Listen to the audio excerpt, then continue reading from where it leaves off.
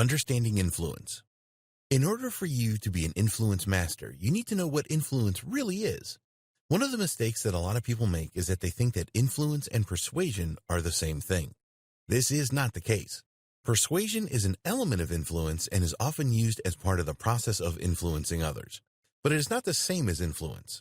The most important difference between influence and persuasion is that with persuasion, you use a specific set of tactics to get people to do what you want. Influence is much more than this. It is your presence in the world. When you become an influence master, you will have something called conversion with others. This is different to the compliance that persuasion tactics bring. Compliance and conversion. You can use different persuasion tactics on people to get them to do what you want, but it is very unlikely that their belief systems will be affected by this. What you have really done is impact their thought process and nothing else. This means that you have persuaded the person to act in a way that they might not actually believe in deep down.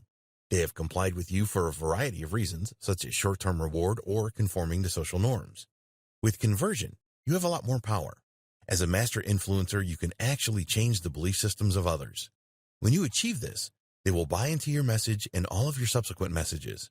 Even if you have nothing to say, they will still follow you. Others will share an identity with you. When you are a master influencer, others will start to see you as a symbol that they identify with. This is much more powerful than just sharing a message with others. By sharing your identity with others, it will become an element of their identity as well. As an influence master, you have great power because you can use your influence without any direct effort. Influence masters are able to obtain conversion and compliance from others just based on who they are or what they have done in the past. The most important attribute of influence. If you were to look at all of the attributes that influential people have, they would all share one thing in common: credibility. When you have credibility with others, they will trust you, believe that you are smart and that you are knowledgeable. To others, you seem to have the right experience and have the capability to become whoever you want to be.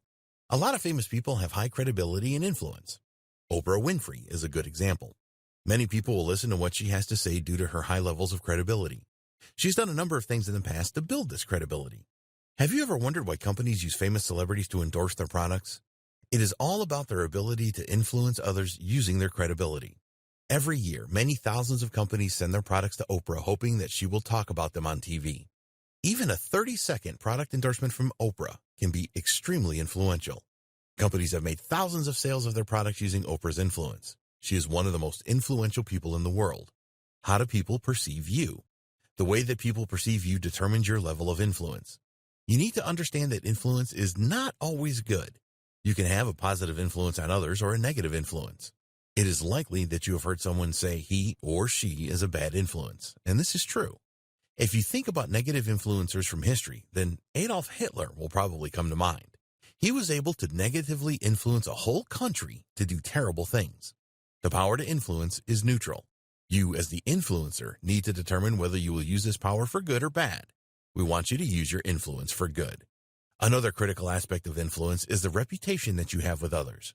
If you have a reputation for being smart, powerful, or knowledgeable, then many people will want to listen to you. The opposite is true.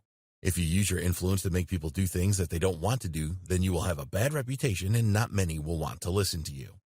Never underestimate the power of a reputation. Things that are not even true can tarnish your reputation. If enough people believe these lies about you, there will be social validity and people will believe these things. The old world view. Aristotle was one of the first people to speak about influence and persuasion back in ancient Greece. He believed that you needed 3 critical components to be a good persuader. 1. Ethos. 2. Pathos. 3. Logos. Ethos is all about the character of the individual that is doing the persuading. Aristotle believed that if a person had credibility, then they would be much more likely to persuade people. If a person was considered untrustworthy, then they would have little chance of persuasion. A person's credibility comes from a number of factors, including their character, their reputation, the way that they dress, the words that they use, their nonverbal communication, and whether they know what they are talking about. Pathos is the psychological state of the person you want to persuade. We are talking about their state of mind here. People will make different decisions based on the mood they are in. Knowing a person's current state of mind and what they really want their state of mind to be is very important. When you are able to change the state of mind of someone to what they want it to be, then persuasion is a lot easier. Most people will be compliant with your wishes when you achieve this state change. Logos is all about the substance of your message. It is the detail of what you are trying to convey to others. Aristotle believed that most people are reasonable, and if something makes sense to them, then they will make a logical decision about it. The new worldview. Although people see Aristotle's concepts as very important, there have been many changes in thinking about persuasion over the years. It is more difficult to persuade people these days for a number of reasons. We are living in the age of information, and this has resulted in people being more skeptical about messages. Everyone has access to libraries, and most have access to the internet today. These things were not around in Aristotle's time. Also, people are a lot more educated than they used to be. So to persuade people now, you need to overcome these challenges. In the next video, we will discuss the rules of influence.